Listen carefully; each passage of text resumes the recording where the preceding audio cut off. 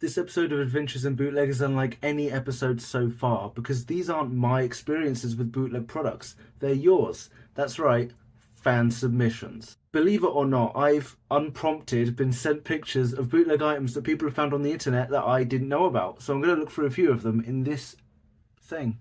So the first one here are FNAF masks from Mexico. Now I was actually aware of these, but I feel like I've only seen them once or twice, maybe in a nightmare.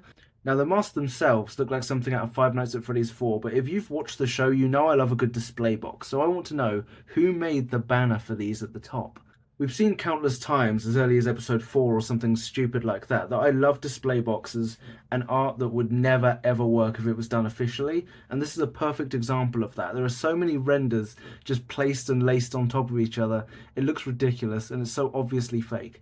Also, these masks are dangerous and full of lead and they shouldn't be sold. I should have probably started with that.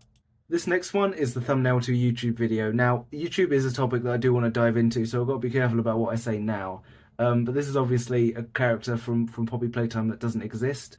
The finger puppet for Huggy there is official, and I actually have it at home. But this figure, this character, I have no idea who it is, and it's from a Clay channel, so it's marketed towards children as well. You can read quite deeply into that. I'm going to keep that for another time. There's one more fan submission that I want to go into, and it's this picture here. This is apparently from a listing on Amazon, but there's a picture they've been collated together.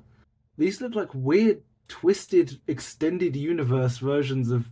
I'll tell you what I'm going to do. I'm going to go to Google Lens and try and find and hunt down some of these figures because some of them interest me. Like, look at the bottom there. The background of that one, that neon Bonnie, it looks like it's from Help Wanted, FNAF VR. Who made that? Who made that and used that as the background to a figure that looks like that? It just the thinking is mad. And also this thing here, it looks like it has a kind of litter picker at the top.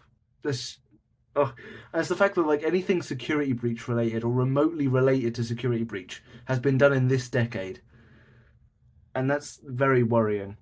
I could read into this for hours, and I probably will, but it'll be off camera.